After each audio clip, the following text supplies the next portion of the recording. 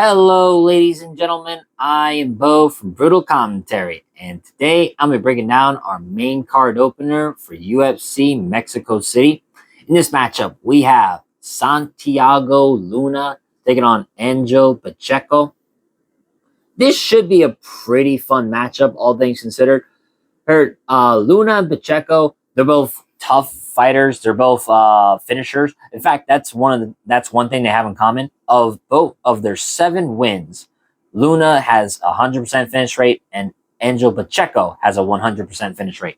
Now, stylistically, this one feels fairly straightforward, but there's still an interesting question here. Maybe not necessarily who wins, but how. Because while one fighter appears to have a higher ceiling, the other has shown real durability. But with that said, let's look at our 2 fighters. Starting with Angel Pacheco. He's currently 7-3 as a professional, 3-2 in his last 5 fights. Now, he is 0-1 in the UFC. Technically 0-2 if you count the Contender Series, where Pacheco got his shot almost 2.5 years ago in a very fun, very violent fight with Danny Silva, which Pacheco lost. Since that fight, he had only fought once in the UFC after they gave him the contract for the fight, which was almost 2 years ago against Colin Loughran. In that fight, it was kind of the same story, right? Angel Pacheco showed good durability, took some clean hits, and was able to hang tough, but simply was overmatched by Colin Loughran.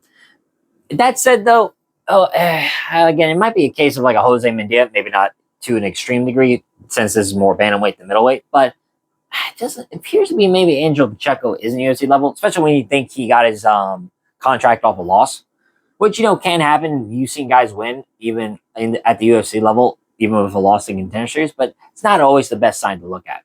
Now, that said, looking at his opponent, Santiago Luna, Luna is currently 7-0 as a professional, so naturally he is 5-0 as a professional. 5-0 in his last 5 fights. Now, he's currently 1-0 in the UFC. He made his debut in the UFC against Kwang Lee last September at UFC Noche, where in that fight, he took on Kwang Lee on short notice and kind of made a splash, really. Very young, only 21, and hasn't been doing this very long. In fact, you look at his first fight. Excuse me 1 second. There you go. No. It was July of 2022. So roughly almost exactly 3 years of MMA experience. And so, like I said, not that long, but he's shown, I think, to have a high ceiling. And for what it's worth, given how durable both guys are, in fact, neither of them, one has never taken a loss and the other has never been finished, this could lead to some fireworks. Now, without further ado, let's get down to the breakdown. Starting with Santiago Luna. As I said, he's 21, which is wild when you consider that he's been able to look pretty composed already. Now, he's primarily a striker, but he's not one-dimensional. Luna can mix in grappling well enough to keep opponents honest, and he has some submissions on his record as well. He has finished and, winning both by knockout and by submission. Does at least shows he's comfortable in multiple phases. What stands out most is Luna's timing and power. In his debut against Kwang Lee, he showed something important in that fight. He can take a shot to give a shot. He doesn't crumble under pressure. And Luna, he trusts his chin and willing to trade if necessary. I think that durability matters, especially for someone this young, because it shows that they don't crumble under adversity.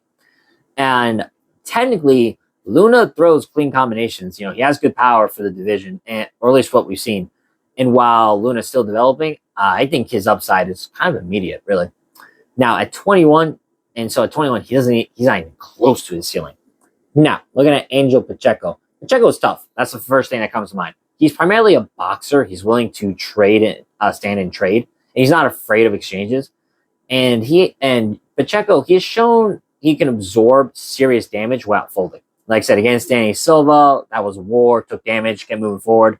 Against Colin Loughran, similar story. Sorry. Took a lot of punishment, but made it to the final horn. Durability is real for Pacheco. He's never been finished in all 3 of his losses. But there are concerns. Defensively, Loughran, he hasn't shown much head movement. His defense isn't really layered. He's not good at parrying, like I said, moving, out of the way or even just head movement. And Pacheco, he tends to absorb shots rather than avoid them. At the UFC level, absorbing shots consistently is not a good long-term strategy. Obviously, I feel like that's kind of the obvious, but unfortunately for Pacheco, it's kind of what's happened so far. Now, he's game, he's willing, and he has decent boxing, but timing, speed, and defensive responsibilities haven't been standout traits. And against a younger, faster striker, that's going to be the problem. So just seeing the stylistic clash, this likely plays out on the feet. If Santiago Luna uses his wrestling, I think it will be effective. It's MMA. They can always pivot to a different tool set, not just their primarily one. But I think this is mostly going to play out on the feet. Pacheco will probably try to make it a boxing match. He'll likely stand his ground and trade. But that might play directly into Luna's strengths, as Luna is younger, quicker, most likely more explosive. And if exchanges happen in open space, Luna's timing advantages becomes significant. But the biggest concern for Luna would be getting dragged into prolonged brawls where he overextends.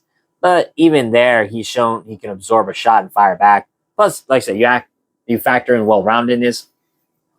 Luna has shown submission ability. Pacheco hasn't shown a strong grappling threat. Now, granted, he has some submissions too, but again, he's still fighting the better athlete in my mind, so that doesn't really come into play as much as I think it will. And so that means also Luna just has more tools to mix it up. So he doesn't have to just stand and trade all the time. Now, granted, neither does Pacheco, but I'm just saying. Now, the big question I have really is finish or decision. And because Pacheco is durable, he's been hit hard before, he survived wars. So the question becomes, can Luna put him away? If Luna fights patiently and picks his shots carefully, the TKO is very possible. Pacheco absorbs damage, and that's eventually going to catch up to him. That's right. And if Pacheco's chin holds, this could turn into a 3-round fight where Luna wins clearly on damage and striking cleaner striking. But either way, I think the trajectory seems similar. So when you compare age, speed, upside, and technical development and overall well-roundedness, Luna holds the edge. Pacheco is tough. He'll likely make this competitive early, and he may even have moments. But unless Luna completely implodes, this feels like his fight to control. So the skill ceiling, athletic upside, and finishing potential all point in one direction. I'm going to pick Santiago Luna, and I'm going to pick him via finish in this fight. I think he's too fast, too dynamic. I think he's going to hurt Pacheco. And like I said, while Pacheco has shown an ability to absorb damage, and it has been a while since he fought. The Lockman fight was about a year and 10 months ago. I think just the Luna's power is going to be too much. So once again, I'm going to pick Santiago Luna, and I'm going to pick him via knockout in this fight. But with that being said, I've been Bo from Brutal Commentary. I thank you all for watching the video. If you liked it, subscribe, and leave a comment down below on who you think's going to win.